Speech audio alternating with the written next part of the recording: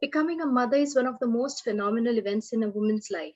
Nothing gives her more joy than holding a baby in her arms. But for some women, it is a challenging time to become a mother during ongoing outbreak of coronavirus pandemic. Fear, anxiety, and feeling of uncertainty have gripped them during this otherwise happy time, and yet they have handled the situation gracefully. We at MediCircle present National Safe Motherhood Day Awareness Series, where we are featuring successful mompreneurs, health professionals, obstetricians and gynecologists, entrepreneurs working on safe motherhood to raise awareness about adequate access to care during pregnancy, childbirth, and postnatal services. Hi, I'm Sana Khan, and today our guest for the talk is Dr. Chaitali Mahajan. Dr. Chaitali is a chief gynecological endoscopic surgeon in Mumbai.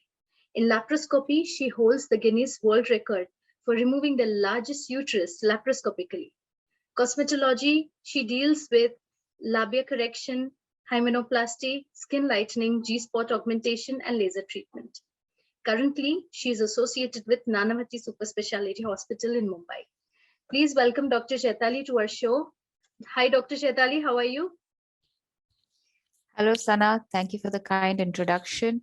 And I hope all our viewers are safe in this corona pandemic out there. Thank you so much, ma'am. It is our pleasure that you're here for our interview. Okay, Dr. Chaitali, to begin with, how are fibroids and pregnancy related? Or do fibroids affect a pregnancy? See, talking about fibroids, nearly 30% of women do suffer from fibroids in their lifetime. Mm-hmm. And fibroids are usually seen at a later stage, but it is not uncommon to see it in young girls also. Okay. So, talking about pregnancy, depending on the location of fibroids, pregnancies can be affected.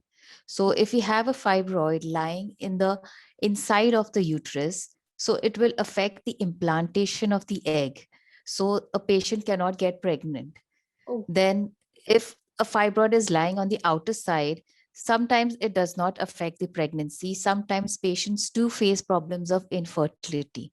Okay. Then in such cases, the preferred option is removal of the fibroid surgically, as in laparoscopy is the best option because it causes very minimal adhesions and damage to the tissue basically.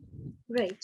Then a patient does get pregnant with fibroids, it's a high risk pregnancy, and we have to be very careful because they are more prone to abortions, Right. preterm deliveries, preterm labor. And even after delivery, they are more prone to bleeding, or as we call as PPH, a postpartum hemorrhage problem. Okay. So fibroids usually increase in size during pregnancy, but then they do subside or come back to their normal size around 3 months after pregnancy. Okay. Dr. Chaitali, endometriosis problem is increasing lately. How does it affect pregnancy? Endometriosis has been on the rise, because of the change in lifestyle that we have seen in younger women. So it has also been started being diagnosed at a very early stage, again, because laparoscopy has increased. So it is not a sonography or we cannot diagnose it on CT scan. It is usually diagnosed as an intraoperative finding, or depending on the symptoms, as in patient will have severe pain during her periods. She can have excessive bleeding during her periods. She can also have pain during intercourse. So these are a few symptoms that the patients come to us with. And of course, she is unable to conceive because of that. Now, endometriosis basically is caused because the inner lining, that is called as the endometrium, is lying outside the uterine cavity. So it is lying on the surface of the ovaries or on the bowel or anywhere inside the abdomen. And it bleeds during the periods. And this bleeding causes severe pain to the patient, and it also causes other organs to stick on to each other.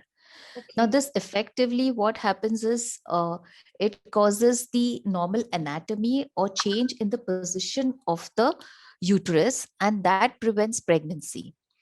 Right. So this can be treated by injections or medicines, or otherwise surgery is another option for these patients. Okay. Can you tell us about some fertility enhancing procedures done laparoscopically? Yeah, when patients have a surgical problem, as in a problem which cannot be treated by medicines, then the most opted treatment is hysteroscopy and laparoscopy. Okay. Now, hysteroscopy basically means that we go through the normal birth passage and view inside the uterus. So we can see the inside lining if there's a problem there, or there's a fibroid or a polyp inside, or the tubal opening may be blocked. So all these are diagnosed and as well as treated at the same sitting. Then patients are also advised laparoscopy when they have fertility problems. Now in laparoscopy, what we do is we have small cuts on the abdomen, which are around 5 millimeter in size. So they are around 2 to 3 cuts on the abdomen. And through this, we view inside and we look at the outside of the uterus, the ovaries, and the bowel and the surrounding structures. Right. So sometimes the uterus may have a fibroid, which can be removed laparoscopically, or there may be a cyst inside the ovary, which is preventing ovulation. Sometimes the tubes may be blocked, or patient has already had a family planning operation and now she wants to open up that surgery. Or sometimes there is a septum inside the uterus or a biconjugate uterus. So there are various problems which can be diagnosed and they are also treated by laparoscopy or hysteroscopy. Okay. Dr. Chaitali, does cosmetic gynecologic surgery have a role post-pregnancy? Well, that's a very good question to ask. Now, cosmetic gynecology is a new field which has come up lately.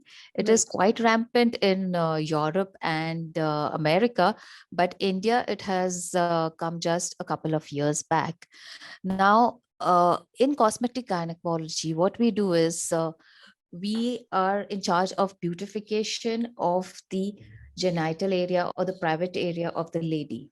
So this can be either done at a younger age, before pregnancy or after pregnancy also. Now, when patient undergoes a normal delivery, there is a lot of wear and tear of tissue in the vagina and the vulva.